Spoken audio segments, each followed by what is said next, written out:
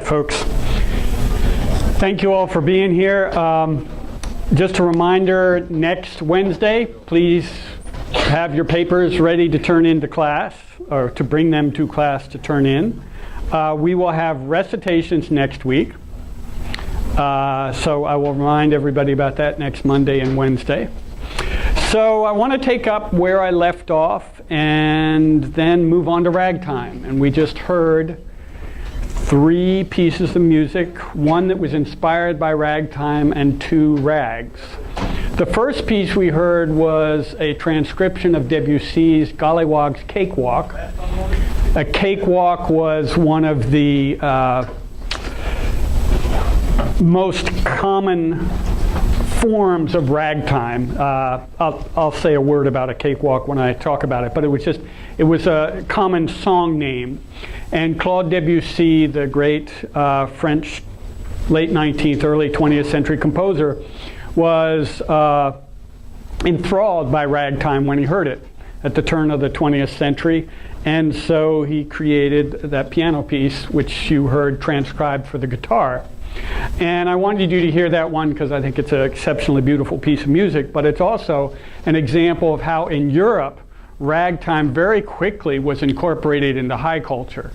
I'm going to be talking about how in the United States there was a lot more resistance to ragtime. Then we heard the great country musician Chet Atkins playing a Scott Joplin rag, and last we heard a piano roll made by Scott Joplin, of Scott Joplin performing the Maple Leaf Rag. And I will talk a little bit about piano rolls next class, but the point that I would make is, unfortunately, we have no recordings of Scott Joplin, even though he lived well into the era of recorded music. He died in 1917. So we could have had recordings of him, but we don't.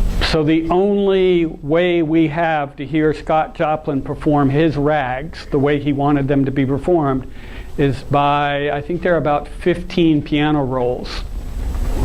So we're going to make the transition from talking about high and low culture to ragtime, which is entirely appropriate, because ragtime was the most controversial form of music, popular music at the turn of the 20th century.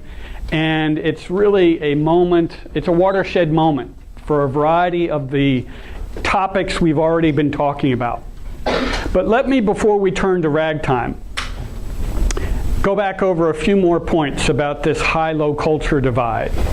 You'll recall I talked about how, we started off by talking about how Stephen Foster and Edwin Christie domesticated minstrelsy and made it something that middle-class families could listen to in their drawing rooms. And that was part of this process of the segmentation, if you will, the separation of American music into categories of high and low culture.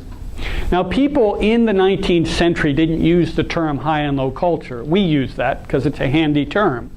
And it was popularized during the 20th century.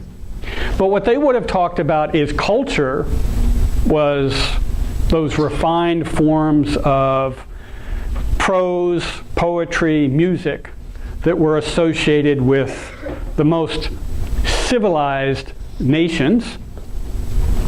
And then there was primitive art, primitive music, primitive culture.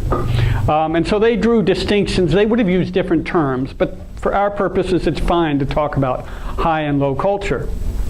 And I tried to suggest the ways in which ideas about civilization, culture, and race and ethnicity all got tightly bound together.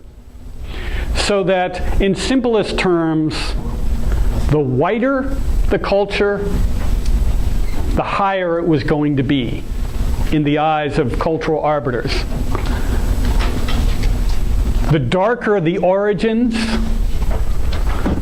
so to speak, of culture, the greater the likelihood that it was going to be dismissed as primitive, as low culture. And I want you to get a sense that this idea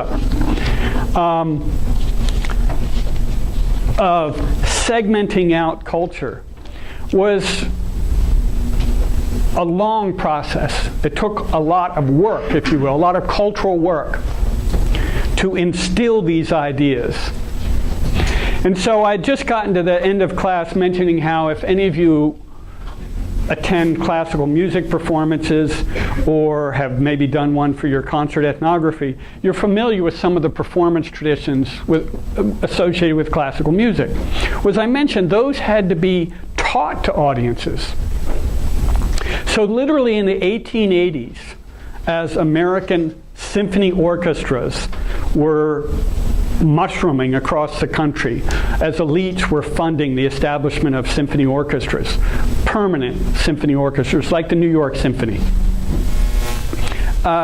They educated audiences with playbills, the flyers they give out before a concert, in which they told audiences, you don't come in after the performance is begun, you don't cough during a classical music performance if you can help it. That's why you notice if you go to classical music concerts, you can hear people opening up throat lozenges sometimes, putting things to suck so they don't cough. You know, if you're at a heavy metal concert and you cough, who's to know? Who's to care? So these are performance traditions that had to be instilled. The idea that, as I said, you only clapped at the appropriate time was all part of this educating of audiences. And what I want to emphasize is, as a result of this process of education, they taught audiences that high culture was consumed passively. Think about it. When you go to a high culture performance, you sit there and consume the performance that the dancer or the musician produces. Your job is to absorb this culture that's being created for you. And then at certain moments in time, you have a role to play. You're supposed to clap and acknowledge that you've liked the performance.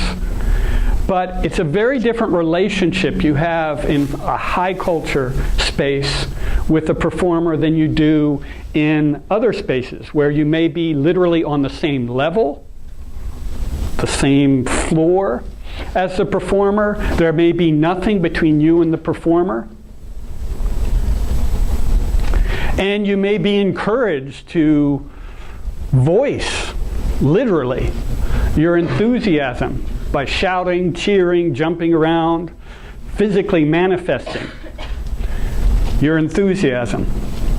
So the point that I want to make is high culture was all about instilling in the idea of an audience, of a performer communicating and an audience receiving. And that would characterize high culture performances throughout the late 19th and up to the present day. Now, I don't need to linger long on low culture because, frankly, a lot of the stuff we're going to be talking about in this course would be categorized as low culture throughout the late 19th and certainly throughout the first part of the 20th century. So low culture, as I said, tended to be culture that was assumed to be debased, primitive. It couldn't ennoble you. It couldn't help you become more civilized. If you immersed yourself in low culture, you would not necessarily, in fact, it was likely that you could not be a cultured person. Now, I want to assure you that I'm not just imposing this idea, this schema on contemporary Americans, that they thought this way. And there's this really remarkable quote from a newspaper in New Orleans in 1918 that turns what I've been saying into a metaphor that may help you keep in mind this schema. So this is how this New Orleans newspaper, again, 1918, described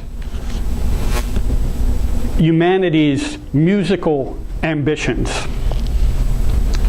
So it used the metaphor of a great big mansion. And the newspaper claimed that, quote, most of us preferred to take our seats in the great assembly hall of melody. Most of us, this being a white newspaper, this is speaking for white, newspaper reading, educated residents of New Orleans. We take our seats in the great assembly hall of melody. There were inner sanctuaries of harmony where great music was created and enjoyed. So melody and harmony are in the highest, are associated with the highest expressions of music. Then there was the basement of the mansion. That's how the newspaper described it. Quote, a kind of servant's hall of rhythm. It's down there we hear the hum of the Indian dance, the throb of the oriental tambourines and kettle drums, the clatter of clogs, the click of Slavic heels, the thumpity thump of the Negro banjo, and in fact the native dances of the world. So in the basement, there's rhythm. Upstairs, high culture's harmony and melody. Anything that's rhythmically powerful, rhythmically driven, was obviously low culture. It's associated here, notice, Indian dance, they mean American Indian dance. Oriental tambourines and kettle drums, Asian. Clatter of clogs, Irish, Celtic. Slavic heels, the Negro banjo, the native dances of the world. So right there is a metaphor of the hierarchy of high and low culture.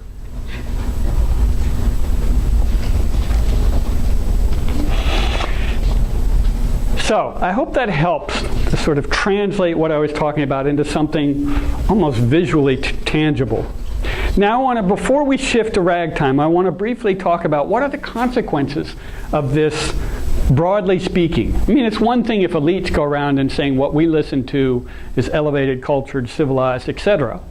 But if no one else buys that, if it has no other broader impact other than to allow elites to feel good about themselves, I'm not sure it's terribly significant. But I want to emphasize, as we'll see over the course of much of this semester, that this hierarchy had far-reaching consequences for musicians, for consumers of popular culture, and indeed more broadly for American society as a whole. Now let me emphasize that by pointing out that these boundaries between high and low culture were of course permeable.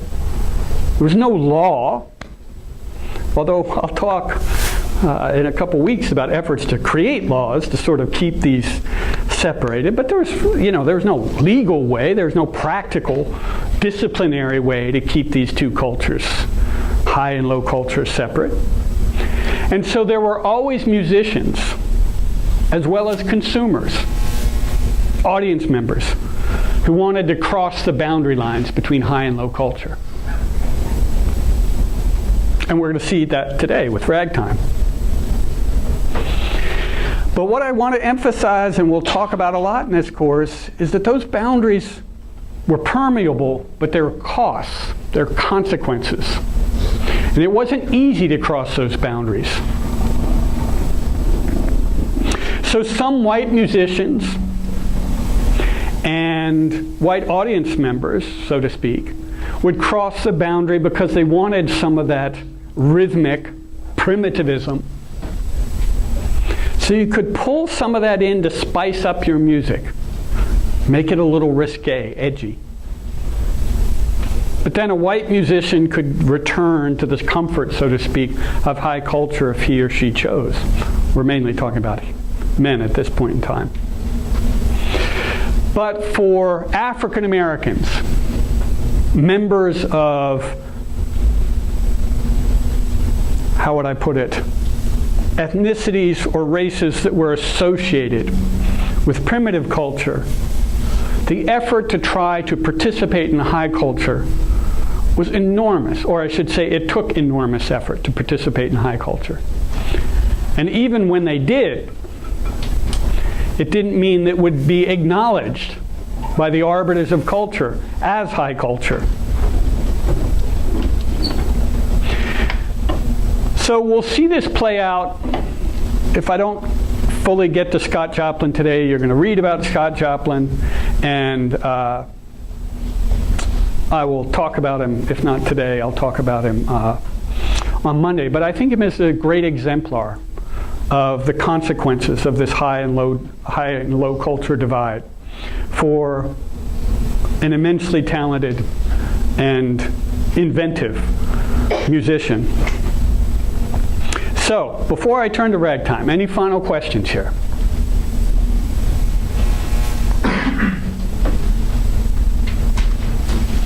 So when I think of like the tunes that you were just playing, I like tend to associate that with more of the high culture. So when did that switch actually happen? Excellent question.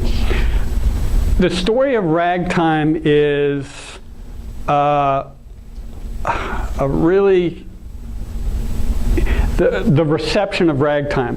Ragtime was deeply contested at its time of origin, as I'll talk about, and then it virtually disappeared from American consciousness to speak of, except for, in certain circles, until the 1970s.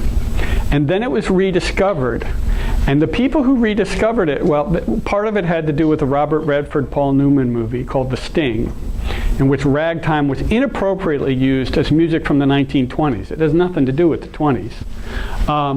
But that movie was enormously successful, and the soundtrack was very, very successful. And that popularized it, and hence Chet Atkins was playing The Entertainer, one of Scott Joplin's rags, on television. But then ragtime became incorporated into the repertoire of classical pianists, which is entirely appropriate when we talk about Joplin in a way, but also entirely surprising. And I think part of the reason was, one, how many of you took piano lessons as a kid? Did you play rags? Those of you any of you play rags as piano? It's when you get to a certain level of piano, you can start to play them, but they're not easy. They are especially rhythmically challenging, but they have been incorporated into the canon, if you will, of typical piano lessons now. One, I think, because precisely the rhythmic challenges involved in them, and they're kind of interesting, kind of harmonic qualities to them as well. But I think the other part is, in the 1970s, when they wanted to broaden, that is, people wanted to incorporate more African American music into the classical music canon. Where are you going to get it? You could get it from rags and Scott Joplin, which, as you'll see, is one of the great ironies. That's exactly what Scott Joplin wanted to have happen, and it never happened in his life, or in his lifetime. All right, so let's talk about ragtime. Now, I just mentioned the way in which ragtime was repopularized, if you will, in the 1970s as a result of the movie The Sting. Have any of you seen The Sting? It's a great movie. It's definitely a wonderful movie. And the music is, if you're like me, who doesn't like Scott Joplin? So the music's great, although, as I said, it's totally anachronistic in the movie. But if you watch that movie and you associate ragtime with the sort of venues in which we see it today, you cannot possibly understand why it was such a controversial music. It was as controversial in its own way as rap has ever been in the 1980s or the 1990s or the 2000s, as rock and roll was in the 1950s. It was a deeply divisive form of music. And you may wonder why. And I think it's important for us to try to figure out why, because, as I said, this is a watershed moment in American culture. So here's some of the things that I think make it very interesting to look at ragtime. I would love to spend more time on ragtime than we do, but we'll have to do it in a concentrated way. Why should we spend time on ragtime? This is the moment when African Americans move from being, if you will, subjects of American popular music, minstrelsy, to being creators of American popular music. The driving force behind the creation of ragtime, the creative force behind ragtime, was African Americans. And it's not just that they created it, they performed it. So they move from being on the periphery of American popular culture, even though, as we talked about, minstrelsy was all about whites appropriating African American identity and culture, to African Americans themselves having a place in American popular culture. So that's enormously significant. That the African American emergence on the stage of American popular culture coincided with the same moment in time when lynching of African Americans was at its peak, when Jim Crow laws to segregate African Americans in public space, to disfranchise African Americans so that they couldn't participate in American public life, except in certain parts of the country, and the general oppression of African Americans after the Civil War was reaching its apex, is the same moment that African Americans were emerging as important contributors. Indeed, as I've said, creative forces in American popular culture. So you have this incredible tension in American society. On the one time, to put it incredibly bluntly, we have lynch mobs murdering African Americans.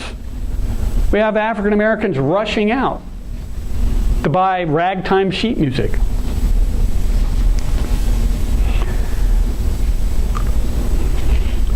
And then there's the way in which ragtime became a focal point for debates about high and low culture in the late 19th, early 20th century United States. So those are the three things that I hope we can delve into, as, again, concisely. So one of the first things that we need to understand about ragtime is that it was a form of music that seemed to emerge almost overnight and then overwhelm almost all other forms of American popular music in terms of popularity. So this is a period, the 1890s is a decade in which recording technology was just starting. I'll talk about that next week. Or it wasn't just starting, but it was just becoming commonplace, so to speak. So there are some recordings from the 1890s, but lots and lots of forms of music were not being recorded.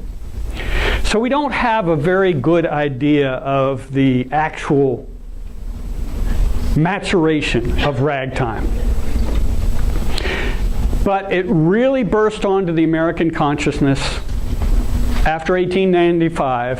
By 1898, it was the rage, and it would remain the rage for about 10 years. In many ways, it was the rage until jazz displaced it, and we'll talk about that. And so it seemed to come out of nowhere.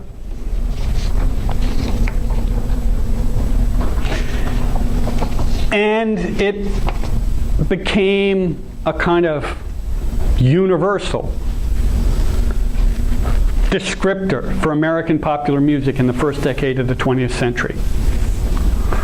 Now, the only thing that really defined ragtime in the eyes, or I should say the one most important thing that defined ragtime in the eyes of contemporaries, was its rhythm.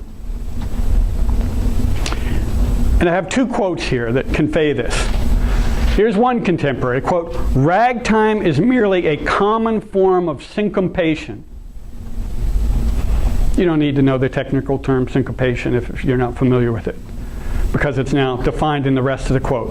"Ragtime is merely a common form of syncopation in which the rhythm is distorted in order to produce a more or less ragged, hysterical effect." If you think about the Scott Joplin rag you heard, it has this kind of lurching, kind of jerky quality to it, which is the syncopation, the idea of putting rhythmic emphasis where you don't anticipate it will be placed. The other quote from 1911 is, quote, "Ragtime has become a most comprehensive word And it means pretty nearly anything not under the head of serious or classical music. So here's this music that just seemed to emerge spontaneously in the late 1890s and sweep everything aside. Now, commentators rushed to come up with an explanation of where it came from. And a kind of pejorative explanation was that what happened was, this is the pejorative explanation by sort of these cultural elites, was that African Americans heard brass band music during the Civil War, when brass bands were really popular and commonplace, and thereafter, and took up brass band music. But because, in the eyes of these cultural arbiters, African Americans didn't have the musical know-how and were simply mimicking these white bands, they couldn't master brass band music, and so they ended up with this kind of cacophonous, jerky, rhythmically odd music of ragtime. Well, this is an incredibly pejorative understanding of what ragtime was all about, and it actually has little bearing, little relevance to the origins of ragtime. We know that ragtime emerged in the Mississippi River Valley starting in the 1880s and spreading widely in the 1890s. And as you'll learn reading about Scott Joplin, and as we'll talk about when we get to Scott Joplin, this was not the music that was pioneered by or developed by people who were not musically literate. This is actually a very sophisticated form of music, and in fact is a product of musical literacy of a very high level. It got its first kind of national audience at the Great Chicago Exposition of 1893. This is a level of detail I don't expect you to know, but I just want you to understand that the Chicago Exposition was one of the greatest world fairs of the 19th century, and attracted millions and millions of people to Chicago in 1893 to attend it. And there were several performers there performing ragtime, and so there were, these national audiences, international audiences got exposed to it a little there. But it really broke out in the late 1890s when African Americans began to perform in their own dance, comedy, and theater companies around the country, attracting both African American and white audiences. And the music began, that is ragtime music, began to be translated to sheet music.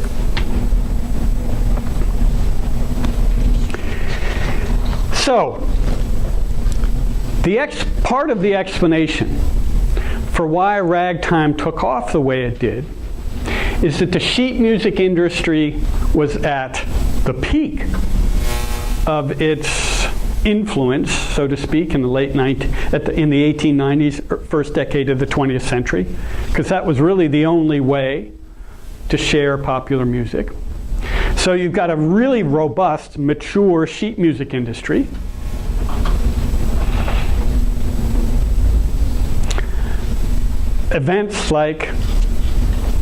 Extraordinary events like the Chicago Exposition, where the music could reach audiences that otherwise might not have reached, and then the innovation of African Americans performing on stage themselves as opposed to whites in blackface. All of those things contributed to this moment. But as I always suggest, we can't just look at the production side, the circumstances that made it possible to create ragtime. We also have to ask ourselves, why were people interested in ragtime? Why did they want to listen to it? And that's where I want us to now. I want to stop talking and I want us to listen to a song.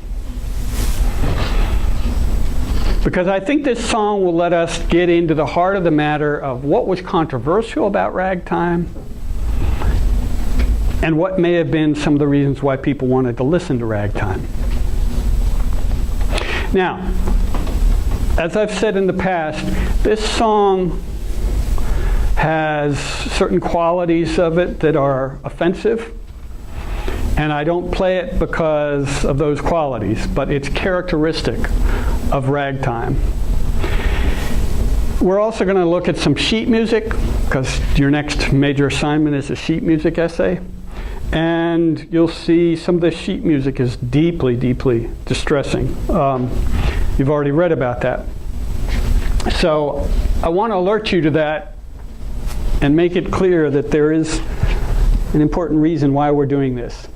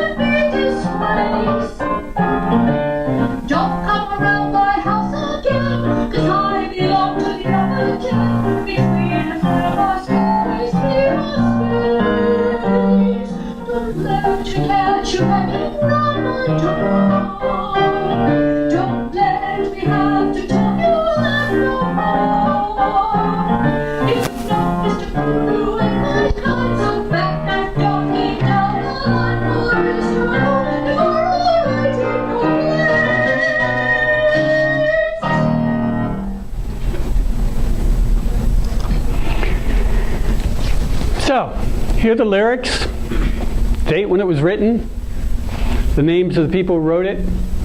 I'd like you all to take a few minutes, talk to the person beside you, or meditate by yourself. You can Google anything you want, But I want us to linger on this. What's this song about? What happens in this song? And what would be controversial about this song? And anything else that catches your attention about this? So take a few minutes.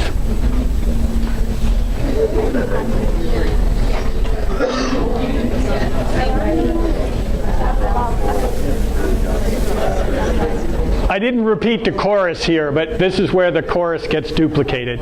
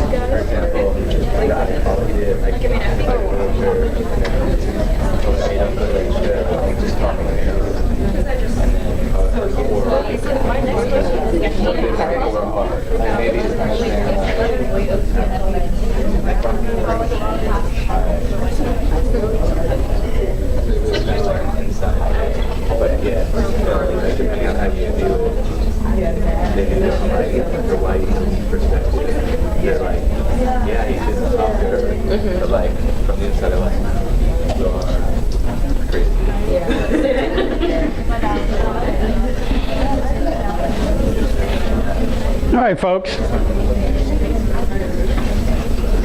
So there's a lot going on in this song, right? There's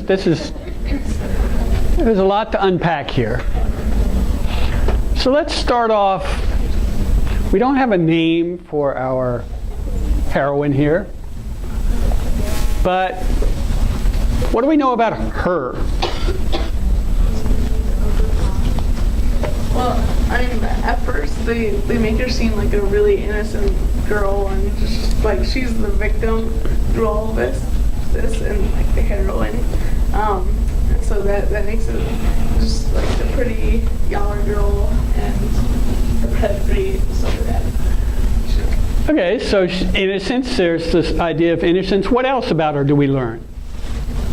She's very like high up in society, well educated, like a member of the church. Okay. Which, yeah, Rich? I was gonna say the same thing. She's like high, wants to be upper class. So she's innocent, presumably wealthy, or at least whatever wealthy is in this definition of wealthy is in this community. Anything else?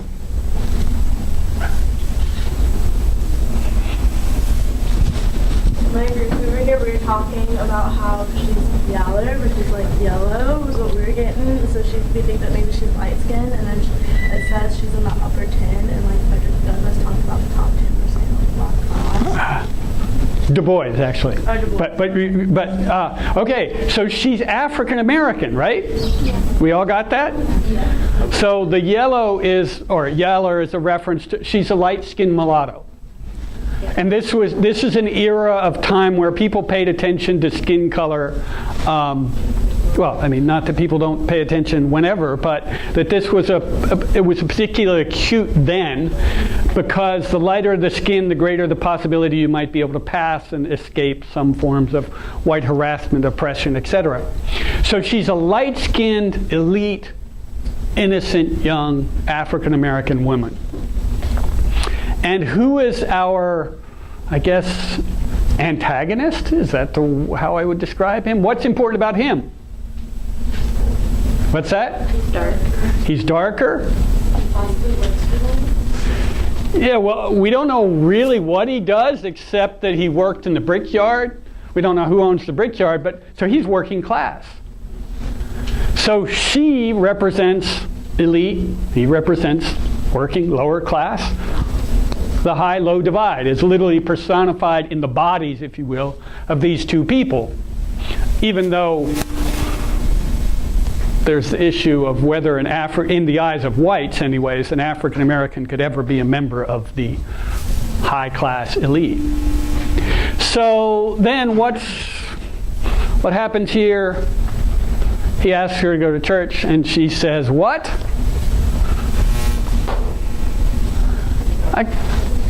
Stay away. You're beneath me.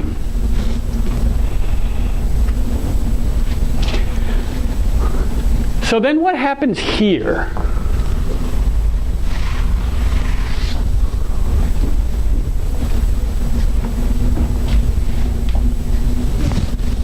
It says that he grabbed her, but I don't know if that's supposed to like mean that he like sexually assaulted her or raped her, or just grabbed her. Like I don't know. How do you,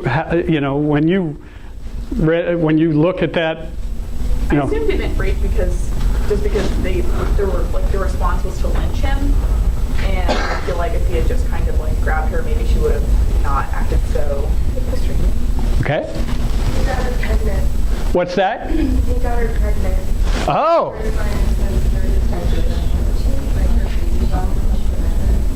where? She's going to a show. I thought that too, but it's the egg show. She started to. I think it means like she started to show, like. Ah.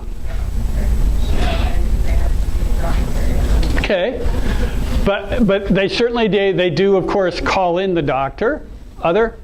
I thought would have said that she started to a show, and then she started to show liking towards him, and then that's why she was so like in hysterics and like crazy in her poor heart, because she was torn between having to stay away from him, but her heart, like she really was in love with him.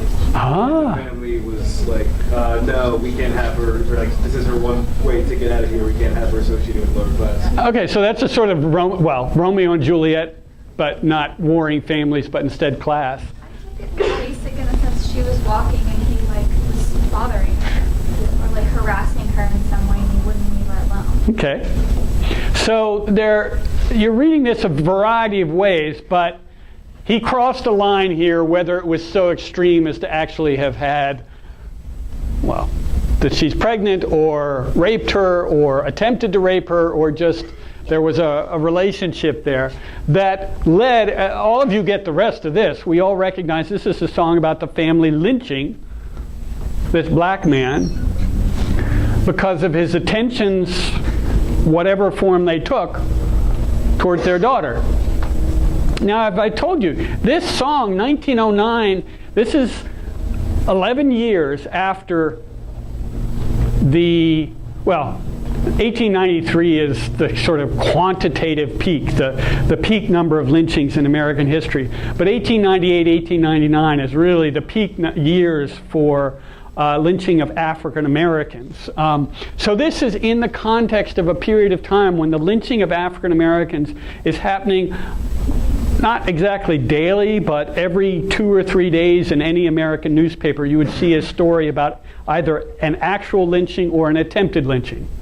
So this is taking place in a context where this isn't a joke. I mean, not that lynching's ever a joking matter, but especially in this time. So, is this a racist song? Well, when you look at the producer, like the composers, Bob Cole and Billy Johnson, they're both African Americans themselves. Right. So it's kind of right. So this is these are African American composers writing a song about these themes. So what do we do with that? What I found, it's supposed to be intended as like a satire song. It's more anti-white than it is anti-black. Because from like what I got, it's that all the high culture and like the white culture that was being created was forcing like African Americans to have sort of infighting with their own race to try and like divide against themselves and fight against themselves. And the song like with blacks lynching other blacks was intended to show like how like what the idea of high culture is doing to them. Right. So there are ways you can read it as you did and see that they're layer upon layer here. That this is, exactly as you said, you could read this as a satire. Now, of course, many whites who bought this sheet music may well have paid no attention to the fact that the songwriters were African American. And they may have read it literally and thought, lynching's good. This is a song about why we should lynch, for all I know. I was just going to say, I think also it's commentary, like social commentary directed at the top 10% of like the black population in saying, you know, just because you have wealth doesn't mean you should go masquerading around and treating people who are more like you the same way that the whites are, because you're not any more justified than. Exactly. That's certainly part of it. And the interesting thing is Bob Cole, the songwriters, Billy Johnson and Bob Cole, were part of the black artistic elite of their day. So they are mocking their own community, so to speak, for its pretensions. What I want to throw out here is when you start looking at sheet music for this exercise, here's the woman who popularized the song. She's a white woman. So this song, this is where you get into the layers. Depending on who performed this song, presumably it had different meanings to audiences. And then down here, the last thing I want to quickly do in 1 minute, I'll let you out of here, is, and this is all to encourage you when you look at sheet music, to really pay attention to what's going on here. They throw into this sheet music illustration watermelon. Why? Of course, watermelon is the kind of ultimate racist symbol, all things African American. You have a watermelon. You have gin, drinking, dice, gambling, razors. Ragtime music has lots and lots of razor fights in it. Black men out on the town tearing each other apart with razors, the favorite weapon. And then the chicken. We come back to that symbol going all the way back to minstrelsy. The chicken's there for chicken thievery, right? Illegal activity. So all of these things are supposed to convey images of something edgy and illicit, even though none of these things have anything to do with what's referenced in the song itself. But these are signifiers of blackness. You put that there, and this was to convey this is authentically African American somehow or another. All right, we'll explore some of this more on Wednesday.